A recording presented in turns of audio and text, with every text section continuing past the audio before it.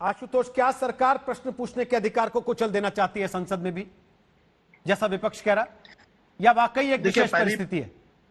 पहली बात तो आपका यह सवाल गलत है, और इसलिए सवाल यह गलत है क्योंकि लोकसभा और राज्यसभा के अंदर जो है वहां फैसले करने का जो एब्सोल्यूट राइट है वो सिर्फ स्पीकर और सभापति के पास है। तो अगर कांग्रेस पार्टी को किसी बात पर आपत्ति है तो कांग्रेस पार्टी को स्पीकर महोदय के पास जाके या सभापति महोदय के पास जाके अपनी आपत्ति दर्ज करानी चाहिए और उनसे कहना चाहिए कि भाई जो काम आप कर रहे हैं ये लोकतंत्र के हिसाब से ठीक नहीं है। अब दूसरा सवाल यह है कि क्या स्पीकर महोदय अपने स्तर पर फैसला कर रहे हैं या सरकार के परामर्श से सलाह करने के बाद कह रहे हैं, ये मैं जनता के लिए छोड़ देता हूं। अभी मैं थोड़ी देर से मैं सुधांशु जी को सुन रहा था। अगर सुधांशु जी की बातों से जो मुझे लग रहा है, मुझे तो ऐसा लग रहा है कि इस देश की संसद के अंदर सवाल पूछने का अधिकार भी खत्म हो जाने वाला है, क्योंकि अगर आप कोरोना का बहाना ले रहे हैं तो फिर मेट्रो क्यों शुरू होने वाली है, मार्केट क्यों शुरू होने वाला है, अनलॉक क्यों शुरू होने वाला है, ये सारे ऐसे सवाल हैं।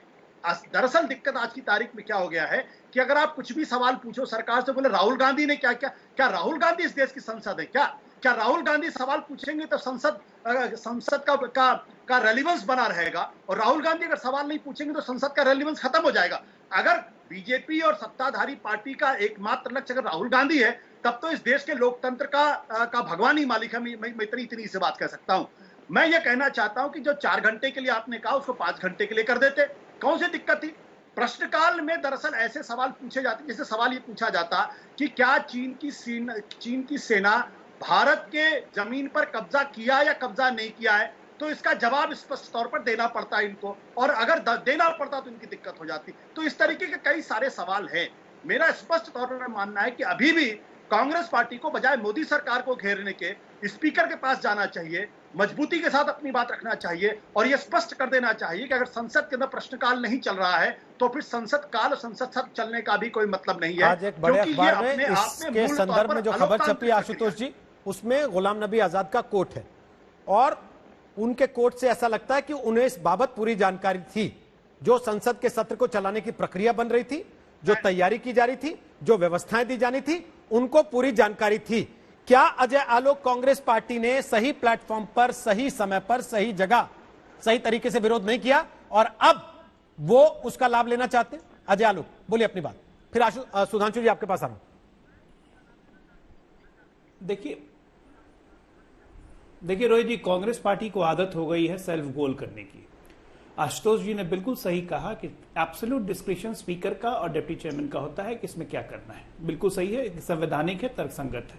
आपने भी बिल्कुल सही कहा कि गुलाम नबी साहब का बिल्कुल ऑन रिकॉर्ड बयान आ चुका है कि आज से नहीं, पिछले 10 दिन से नहीं, 2 महीने से लोकसभा के स्पीकर भी और राज्यसभा के चेयरमैन भी उनके संपर्क में थे और किन मुश्किल परिस्थितियों में इस संसद का संचालन स्पीकर को करना पड़ेगा, किन प्रेशर के तहत यह बयान आया है गुलाम नबी आजाद साहब का।